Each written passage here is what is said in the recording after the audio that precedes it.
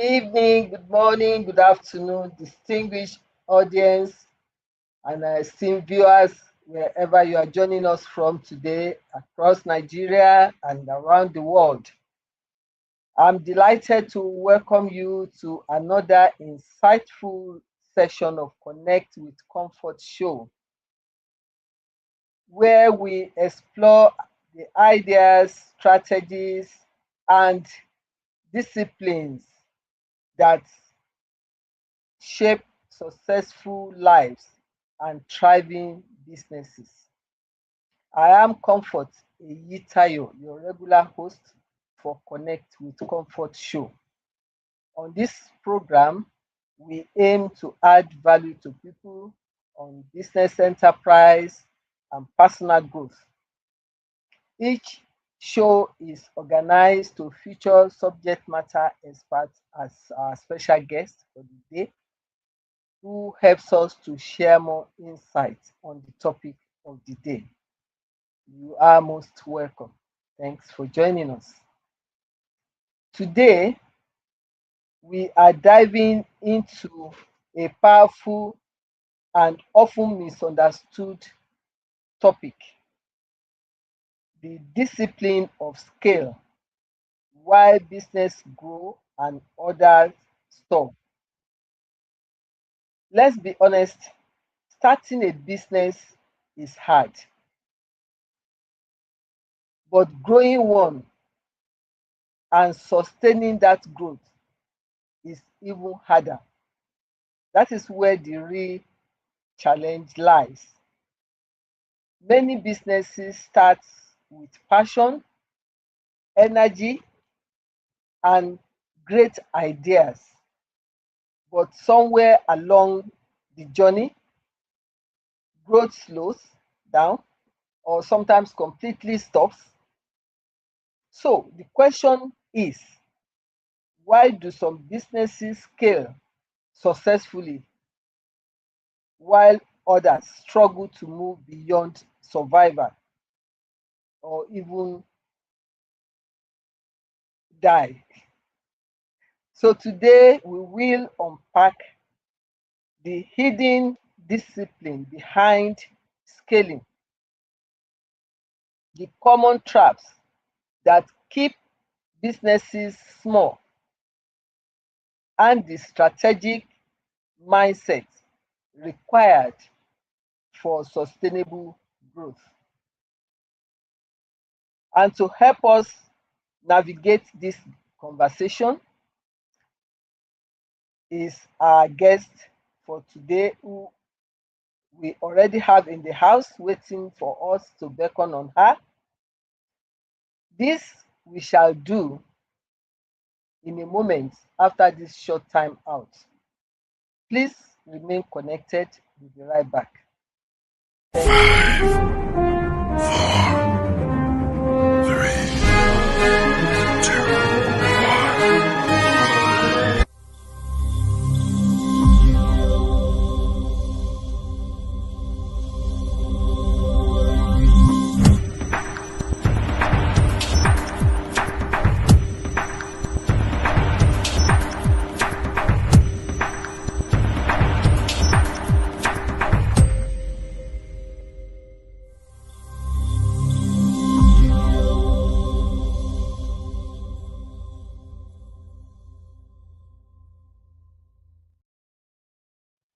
You are welcome back.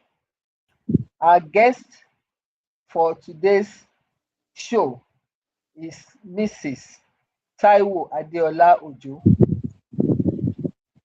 born on 3rd of May 1962 to the family of late Joseph Babatunde Bademosi and late Mrs. Florence Olufunke Bademosi ní Odebo of blessed memory.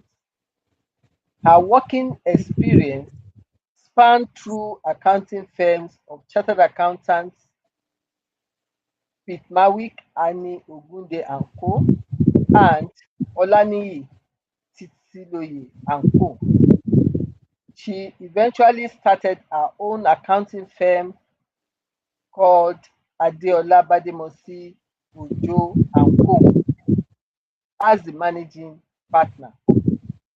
In furtherance of her career, she joined First Bank of Nigeria Limited, where she worked for above 20 years before she resumed back into her accounting firm. And also, she started her fitness venture business as an entrepreneur. She currently owns an accounting firm, Adeola Bademosi Ojo and Co., and the fitness ventures called Gold Rupetta Fitness Ventures. Taiwo is a fellow of the Institute of Chartered Accountants of Nigeria and Chartered Institute of Taxation of Nigeria. She was the chairperson of the Society of Women Accountants of Nigeria, SWAN, Abuja chapter between year 2019 to 2021. Taiwo loves traveling, reading, sports, and teaching. She is married with children. It is my absolute pleasure to welcome our guest of today, who is not a stranger to us on this show. She's one of the most regular audience on this show and contributor. Now she's coming as our special guest. I'm delighted to welcome a business strategist, an entrepreneur, financial expert with extensive experience in helping businesses transition from startup to scale. She had worked with organizations across industries, guiding leaders on how to build systems, strengthen financial discipline, and create structures that support long-term growth. Please join me in making welcome our special guest for today, Mrs. Taiwo Adeola Ojo, FCA. Thank you Thank very you. much, madam, for joining us today. This is a switching of a cap. You'll be one of our uh, greatest supporter for this show. Contributed highly, and you followed us virtually every time. Now you are coming as our special guest. We appreciate you highly. Welcome. Thank you very much, Ma. I'm happy to be with you on this today, on this program. Thank you. So, without much ado, we start straight at the interview segment by asking the foundational question. When we talk about discipline of scale, what exactly does that mean beyond increasing revenue? Thank you. When we say something about discipline and going beyond revenue, it works for a business where you have the founder, or it may be an entrepreneur, a sole proprietor, could be a big organization, and you are now expanding. As you expand, you notice that you are now increasing at a very fast rate, faster rate than the usual. Your volume is increasing, profit is increasing, but the ultimate you want to achieve in that discipline of scale is you want to ensure your cost is not increasing at that rate at which the volume is increasing. Now, when you put that discipline into place, you bring in your efficiency. And as much as you have this, you want to ensure you sustain that level you are in growing. Thank you. Thank you very much. So, definitely, we should not just look at revenue alone. That Yes. while we are having increase in volume or revenue, we should also be mindful of our cost. because that would affect our bottom line in the end. Thank you very much for that explanation. You know, because many people think scaling is just about increasing sales or expanding operation, but clearly it goes beyond that, and that is what our guests have just made us to understand. So, why would you describe scale as discipline, like we have mentioned, rather than a strategy? Hmm. There is definitely a wide difference between the two. Discipline, when it comes into scaling as a discipline, you are looking at a long-term effect of your decision. And as much as you are planning towards that, you want to sustain that effect. It quite differs from strategy. Strategy, you already design what you want to achieve in the nearest future, in the long term, and you are looking at it as what ideas are you going to put in place, what action, which differs from that of discipline, scaling as a discipline. In scaling as a discipline, as much as you are expanding your revenue, as much as you are looking forward towards the achievement of that goal, because at that moment, you are now increasing at a very faster rate. And as you are increasing, your cost is also increasing. You now want to ensure you are minimizing that cost. You are watching the cost so that the base, your profitability margin, compared with ordinary growth, is quite different, is magnitude. So when you call discipline scaling, you look at how you want to make your process efficient. You want to ensure all necessary bottlenecks are taken care of.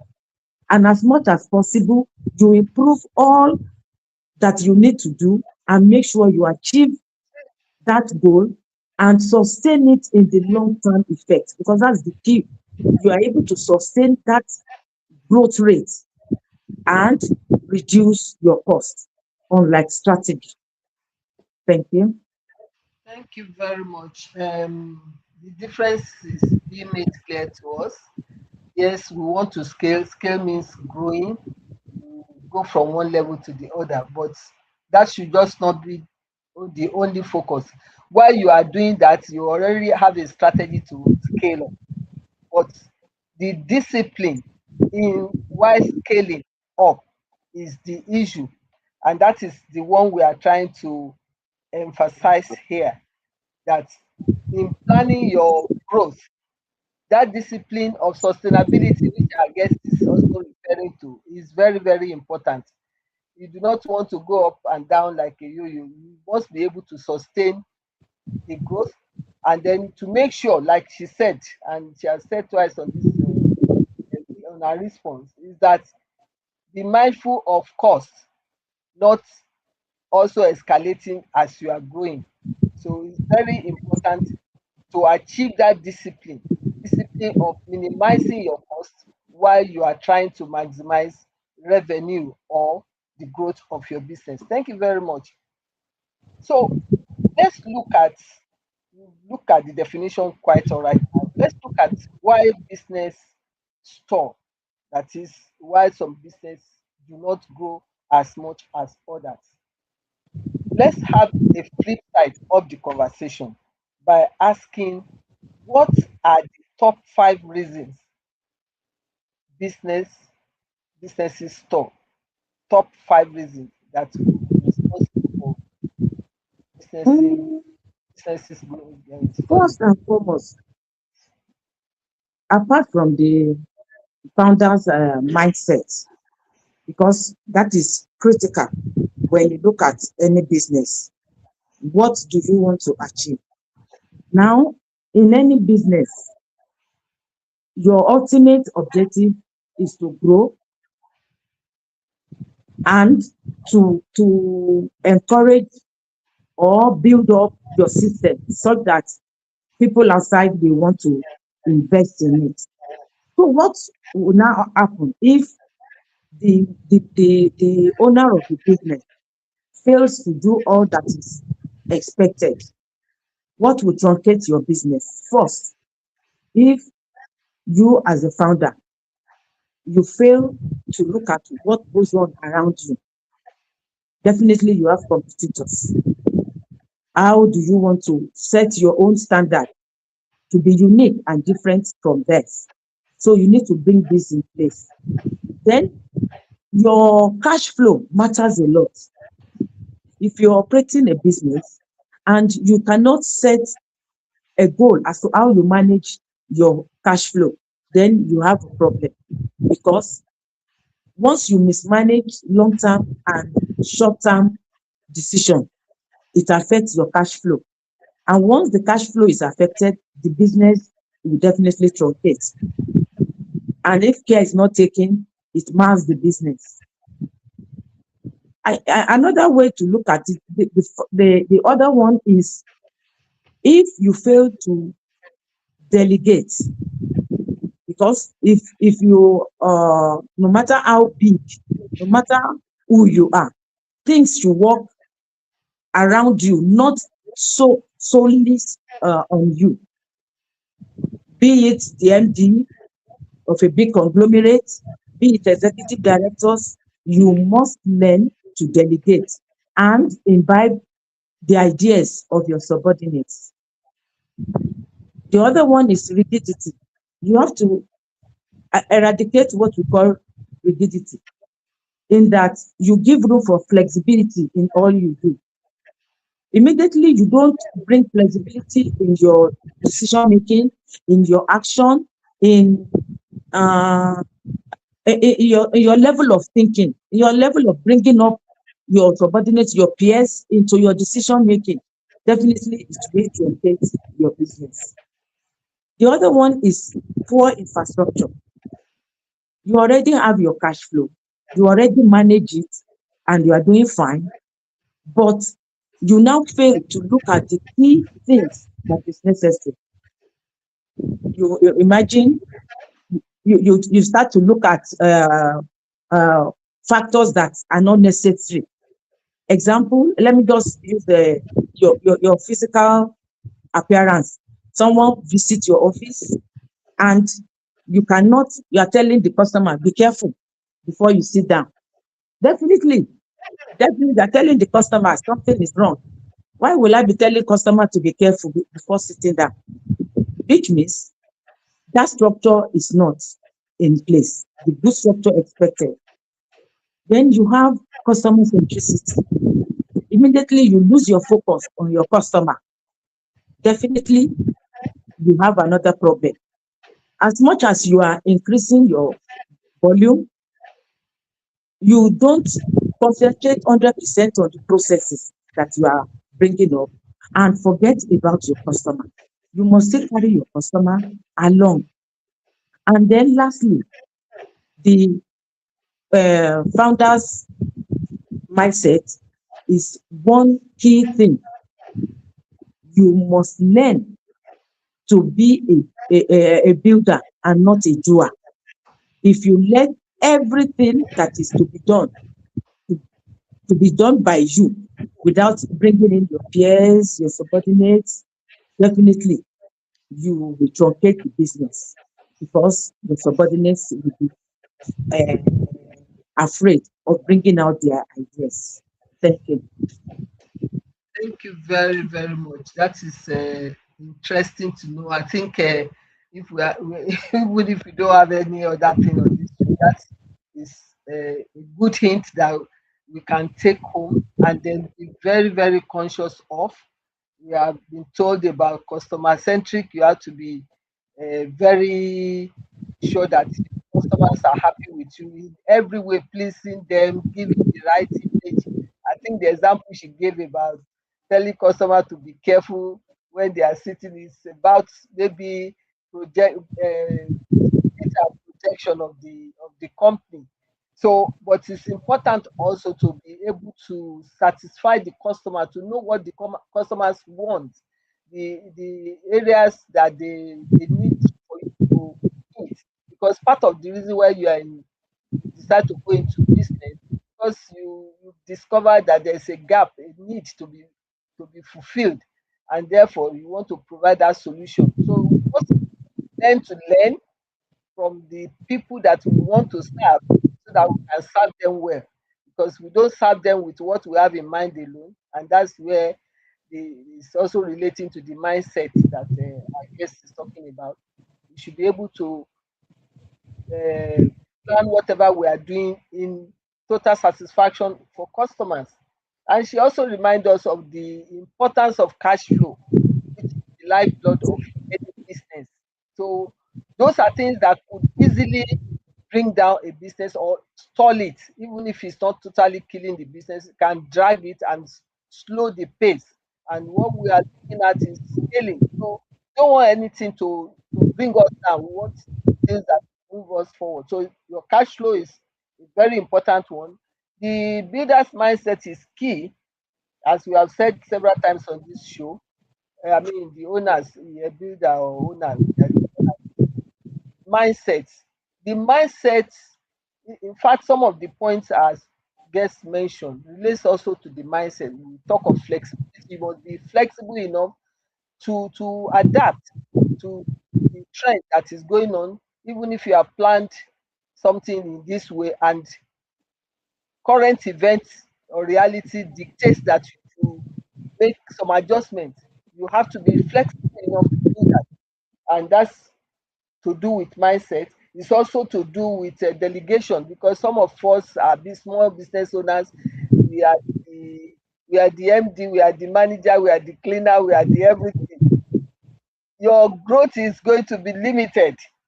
It's not a cause if you are the only one doing everything, because you can only do so much. And the time for you to start thinking of scaling will not even be there. The other policies you will need to think and liaise with other people will not be there if you are bogged down with doing. That's why I said just don't be doers alone. I mean builder alone.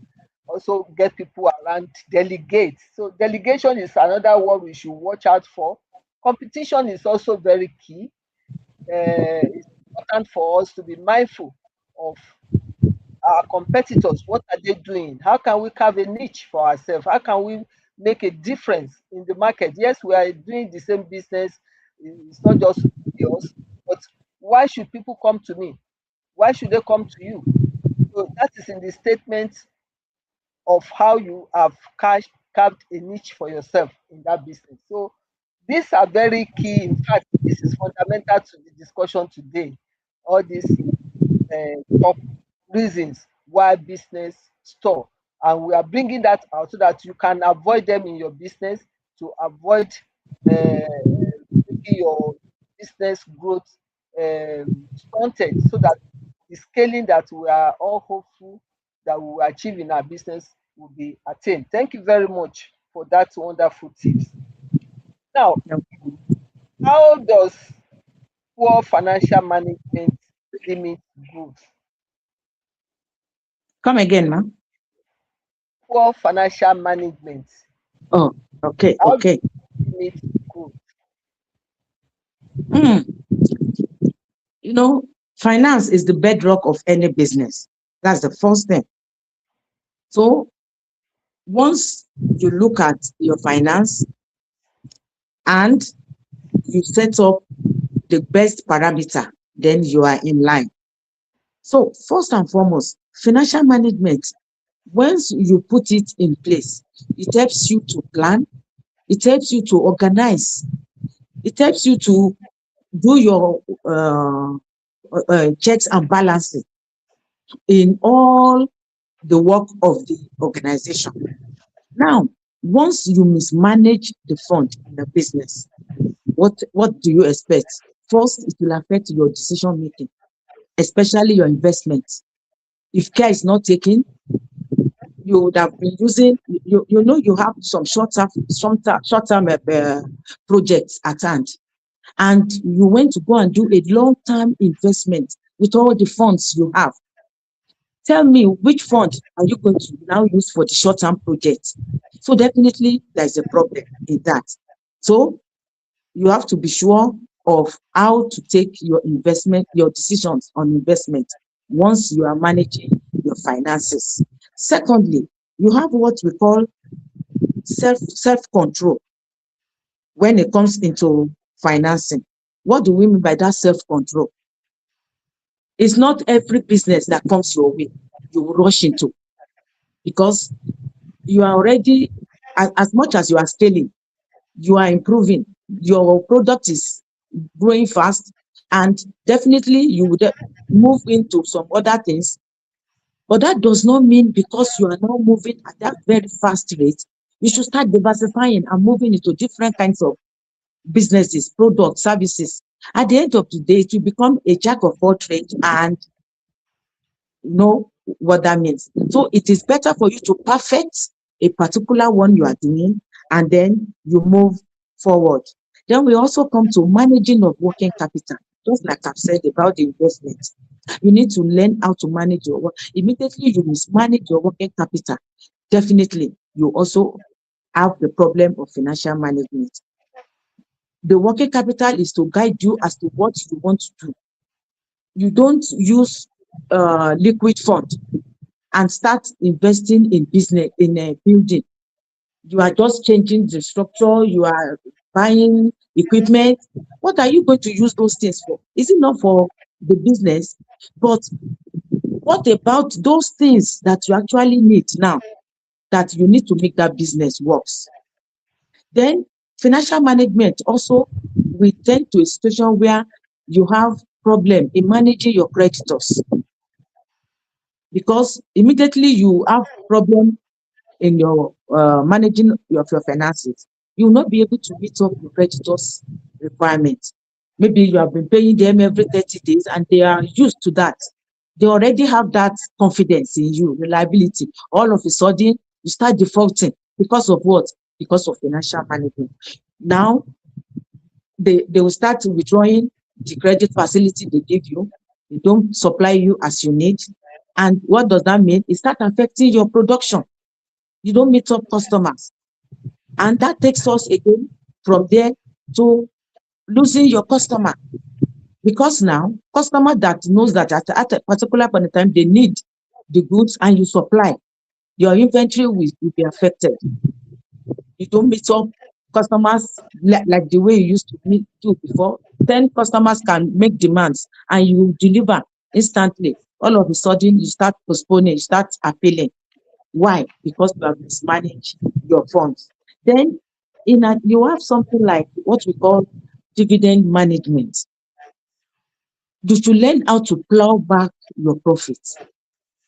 Immediately you mismanage your fund, definitely you will find out that your dividend, you should decide how do you want to give 100% dividend to your shareholders, or do you want to give just 50%? Or 10%, because you can't say you will not give. Every investors want returns.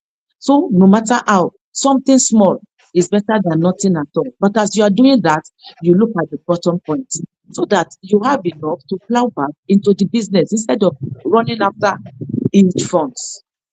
Thank you. Thank you very much. Nicely put. You've actually talked around all that matters for us to keep our eyes on the business growth. That is having good financial management. Like the question says, how financial management affect or limit growth? So the same way, you have to have good financial management for you to have necessary growth. Our guests have told us about making sure that we do not use short-term funds to support long-term projects, because you just end up halfway. And then to be mindful about our credit line. We should not be giving more credit to our customers than we are getting from creditors, because at the end of the day, it will affect your liquidity ratio. That is very important, which also comes under financial management. Cash flow we talked about before also comes under good financial management. So in a nutshell, what that is saying to us is that even the discipline we mentioned earlier all comes into focus. For us to have good planning or fund to support the growth of the business, we have to look at what is important at a particular moment for the growth of the business, and those that we can defer, that are perhaps not necessary immediately, we need to defer them in order to make sure that the necessary injection of fund is made in line, in tandem with the growth that is anticipated. So that is very key. It requires some skill, but even at the very good or the lowest understanding of it, it means you cannot starve, that is, starve your business of the required fund and you expect it to grow. And how you get that required fund in place involves good financial management. That's the simplest way I can interpret this. And that is something we also have as business owners, we have to be mindful of. Thank you very much for those examples that you've given on this. Now, we've been talking of systems and then building our businesses, but therein, those systems require structure. At what stage should we actually start begin to build structure or system for our business? At what stage? Ah, well, once you are in business, you need to be monitoring your action, your output. Now, for you to identify the state at which you need to build up your system and your structure is you want to see how repetitive are your processes, your task. Is it highly repetitive? With that, it's telling you there's need for you to shift. That is, move, make a leap. Then you also want to look at your level of documentation. You have your structure, you already knows what each and everyone does, and each of the employees also know what they are expected to do. But new entries are coming in and they cannot find their ground. They need to come up and start inquiring what and what. So it means certain thing is not right. Instantly, you need to know you have to design a good structure so that when any new entries or IRs come into your business, they are able to know their left from their right without going to meet anybody to ask for information. Then when you are overburdened, you are doing a lot of what do you call it, task. It's telling you that must you be the one, or must it be these few hands that needs to be doing all this? Then you need to think of bringing in new talents. And peradventure, when you check your finances and you look at the cost of bringing in new talent, you can, instead of bringing in and hiring new talent, you can outsource. But not the key, not don't outsource your key elements, your key talents. You look at how to outsource some of the IRAs so that you reduce your cost. Then one other thing that is very important for you to know that it's time for you to improve on your system and your structure, that it is time for you to move up, is when you look at the rate at which your volume is improving, then you need to bring in some efficiency. Automations needs to set in. So at that level, you now need to maybe do away with some of the manual processes and bring in automation. But as you do that also, you watch the bottom point so that it doesn't cost it doesn't erode the margin you are trying to make. And then lastly, immediately you look at your financing, because some don't, they usually overlook that scenario that you need to bring in maybe something, do something like collaboration or bring in more partners, go into partnership so that you can improve on your capital base. Because at that level, as you're expanding, you need more funds. Do you want to live on only the profits, or you want to move into obtaining loan, which the cost will be higher? So, but if you bring in more partner, more capital investors, your capital increases and it's very cheap. You use that in your business. Thank you, ma'am. Thank you very much.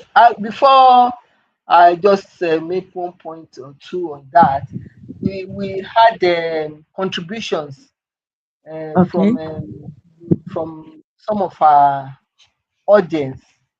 One is from Pastor Omage. Mm, The point that we made on financial management, she said financial management is also a barometer of how the business is faring. If we don't keep financial records, uh, be running a business whose health we don't know or manage. So mm, I guess mm. in a nutshell, we need Record keeping. financial good financial records to be able to determine what is going on at a particular time. Then we have Mhm. another one from Mr. Jai Simi. Many businesses experience early success but struggle to scale due to weaknesses in structure, leadership, discipline, financial management, and operational system. Very well said. Yes. And that ties nicely at the point just being made by our special guest when we are talking of structure. Obviously, from all that has been said, it is necessary for us to put our structure and systems in place right from the beginning, because, like the guest said, if you have new entrants into the company and you do not have a structure for them to guide them to know where they fit in or what to do, it becomes a problem. So it presupposes that you must have all this at the onset of course, it's something you do as you go along and then you build more on it. But structure, documentation, they are very key. They are key even to me in some cases before you can even talk of scaling. If you don't have that, it will be difficult because, like we said, even for existing employees, not even just new entrants, they will not, they'll be working at cross purposes, and then you can have a situation of duplication of effort in one area, whereas you are suffering gaps in another area because people are just working like headless chicken. But if you have a structure, it already dictates what obtains in one department, what Mr. A or Mr. B should do, and the procedures, authorization line and everything will be well spelled out. So nobody is the mistakes are minimal. It's it is less stressful even for us small businesses. I know not many small businesses can afford to get so many people to fit in, but as small as your business is, so would your structure. But you have the basic structure, then you can grow, you can expand as you are scaling, so that it gives you less headache. People will not have to come to you every minute, what is this, what is that, because your structure is well defined, it's already well put in place. So that is one thing that I would recommend for all of us that are small business owners. From the word go, you have to put your structure and systems in place, no matter how small it is. Put it in place to guide, and then you build on it. And then we have Another contribution from Bayo says, what is the most common, okay, that's the question. What is the most common self-inflicted bottleneck you, excuse me, what is the most common self-inflicted bottleneck you see founders create that eventually stops their company from scaling? That's a question for our guest. Mm. Yeah, Oh, you got the question. yes. He wants to know What is the most the common problem self-inflicted bottleneck that is that, uh, yes, for offer, if I uh, can use Yoruba, yes, yes. that The, we the owners we actually create problem for for ourselves. ourselves. What are the common ones? Mm. First and foremost is ego driven. You look at a founder. I am the MD. I am the owner. What is it? He wants to be at the top of everything. He carries his ego around in the office. When it's coming, nobody looks up. What he says is final. This definitely will truncate the ideas from your subordinates, and definitely will affect your business. Then the other one that usually occur is when the founder refuse to, I mentioned it earlier, when you refuse to delegate, you want to be the doer. You want to do everything. Everything must go. And then when your subordinate even bring in good ideas, you shut them down. Did I ask you? When I need your assistance, I'll call you. Your attitude, the attitude of the founder itself. You roam yourself around the whole office. Nobody can talk. Then the founder sometimes they may not know, and they need to be mindful of this, which is part of the major problem that we are seeing in some small businesses, that at the end of the day they truncate, is the financial management. They hook the finance of the business around them. I will just tell you just a small scenario of a small organization of Maybe we round up on that because we still have a lot of questions we have not okay, mentioned. like I think you've really so I think mentioned those it. are the major. I've mentioned the Yes. two, Mm. three key things there. So with that, definitely it will truncate that business. That's the key bottleneck of the business. Lack of delegation, and then maybe ability Lack not of even be education, able to ego separate driven, personal finance from that of yeah, business finance, that from which comes under the yeah, financial from the management. business Thank you finance, very much. yes. Yes, we really need to move on because of time. So with for business owner who wants to scale, what are the key disciplines that you recommend that they must build? I'm sure we've even mentioned part of this. Those who want to scale now grow their business. We have already been established. Now we Mentioning want some to grow. So mhm. what for for a new business that want to scale, you first of like you have what we call uh financial discipline. Part of that bottleneck I mentioned, you have financial discipline. How are you managing your cash flow? How are you doing your forecasting as to the business? How are you looking at how to relate your customer uh, uh, financial needs? Because your customer may come to you and says, please, I will not be able to pay with this so period, I'll pay you this. You don't shun them off. So you need to bring in that financial discipline. That will help you to scale up on your business. Then the other one now is you have to have what we call people discipline. What do we mean by people discipline? You have your the staff you are using. You don't say because you now want to scale up, you go AWire and go and recruit new talents.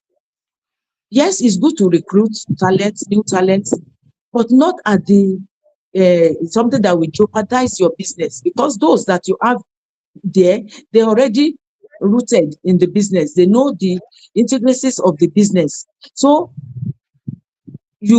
instead of you to go and employ new set of talents, why don't you upgrade them? Why don't you give them training and then let them come up? Because the it's just like the thief. I mean, what's that proverb?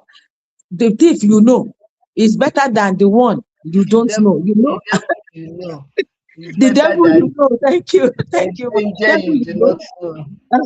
is better than the one you don't know. Stranger you don't know, yeah. Then you yourself, you must have your personal discipline. You must try to differentiate between business and your individual home affair. You don't mingle personal deeds with business. Then the key one now is your documentation and standardization. As much as you want to scale up, you have to ensure you bring some sense of efficiency into your process. And as you do this, you watch the documentation and you watch your standardization so that there is a sense of uniqueness in what you are doing when compared with your competitor. So I think with this few, should be you should be satisfied, ma'am. Or you want me Yes, to go yes. further? Because I'm No, trying to look that, at time. Since you have no, that many is other questions, I wouldn't know. yes, yes. Can you hear me? Yes, ma'am. Okay. No, I'm saying, can you hear me? Yes, I am. Okay. Now, I'm hearing you. you can hear me. Okay, good. Now, we know that many entrepreneurs operate like operators, like you have mentioned them, mentioned that before, not as architects, but scaling requires designing system, like we mentioned, and not just working harder. So Mhm. let's make this practical. What mistakes do businesses make when trying to scale too quickly? When trying to scale, Too quickly. oh, hmm, definitely they make some huge mistake. First, like I said in the other one, rushing into hiring talents. Because you are expanding does not mean you should rush to quickly start hiring. Instead of hiring, you can do with freelancers, you can do with outsourcing, you can do with upgrading at a minimal cost. Secondly, you try to ensure you go step one step at a time. You don't leap, because sometimes that is the problem. Because you're already making your margin, and you see that this margin has improved drastically. So your next level now is you go straight into en masse production without first of all checking your customer base. Ah, have you increased your customer in numbers for you to meet up the inventory you are creating? Then the space you are going to put those, have you considered that? So they don't put all this into place and rush into huge production, which marks the product, the organization, the business. Then what other thing they also rush in doing is, instead of them to manage their cash flow one at a time, maybe they see a huge investment and they now see that, oh, this is definitely promising. They rush into it without first of all considering what are the little things that I need to do now.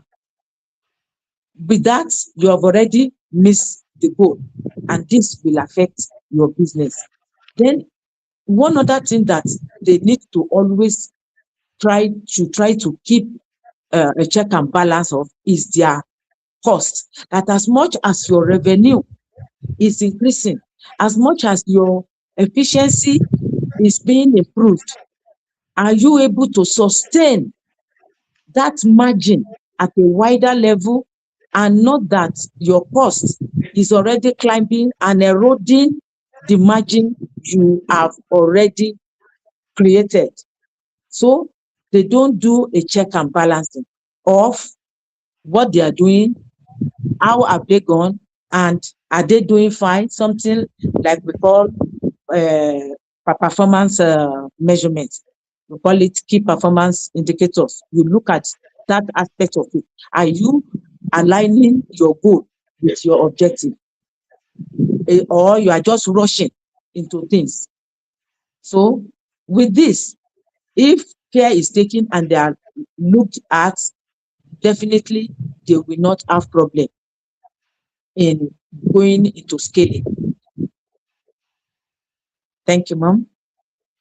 Thank you very much. Thank you very much. I believe the idea is really made very clear in all that we have said.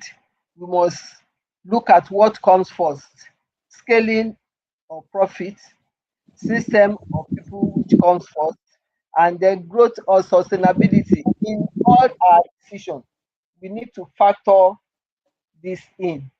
Then, as we have said several times, the issue of financial management is very key in scaling, even for us to sustain the business, is very key. So that's one thing we have to be mindful of. It's been a very insightful session, no doubt. The scaling aspect is very clear that it's not an accidental thing. It's something that we have to do intentionally. We have to put a lot of effort, and it requires discipline, structure, and courage to evolve. It's, to our audience, if your business is not growing, it may be because of lack of opportunity. It may also be lack of system, clarity, or discipline. So it's very important to note all that has been said in the show. Before we move on, I want to really appreciate our online audience. Many people join us while we are on the conversation. And of course, many people also contributed, shared their contribution as they have done. So, like we have Bayo Banjo that also asked question, contributed through a question. We have Mr. Jai Simi who also contributed to that insight on financial management. Dr. Aseyin, one of our regular follower, also was on the show. Pastor Yemi Oyeniyi, Toyinsola Taiwo. Now I know who you are. Good afternoon. You are welcome. Esther Ogugwa, send love to our guest. Nimota Modupe, Olatokun Rija, and a few others. Please pardon me if I didn't pick your name, because in the process of trying to show me so many things, I may have missed it when it scrolled past. So definitely, I want to believe that we have been able to pass a hint or two for the growth of your business this evening. And if you believe it has been of value to you, we plead that you share this knowledge with others. My special appreciation is to our resourceful guest, Taiwo Ojo, who has done us proud by sharing a wealth of experience with us today. Thank you very much for coming. For you are an ardent follower of Connected Comfort Show, and you have also shared your experience this afternoon. Thank you very much. We do not take it for Thank you, granted. ma'am. We appreciate you. We appreciate your time. So please, like I said, our dear esteemed audience, if you find this show useful or this particular episode useful, tag someone, send a message, and also try and take action. Our next show is on Easter Day. I will use this opportunity to wish you happy Easter in advance. Our next topic thereafter will be influence and authority. becoming the go-to voice in your industry. That's a powerful one, and we have an equally powerful guest to help us decipher this topic. So, in the meantime, I wish you all well. Please remember to subscribe to my YouTube channel, Comfort Eyitayo. Once you have subscribed, please turn on the notification button, like and share our videos. Stay updated for information, events, solutions on our Instagram account at Comfort Eyitayo, as well as my Facebook account at Comfort Eyitayo. Okay, we have some people, Viola, Salis, you are welcome. So as I look forward to welcoming you on this show again, please keep growing, be courageous, and make sure you have the necessary discipline to scale up. God bless you. We have Bosse. Okay, Bosse, you can over my sister. You are welcome. You are welcome. I'm just seeing your name. Thank you for joining us. I hope you've all gained from this show. Thank you very much. So this is the end of the show. Until we come your way again, we say remain blessed. God bless you.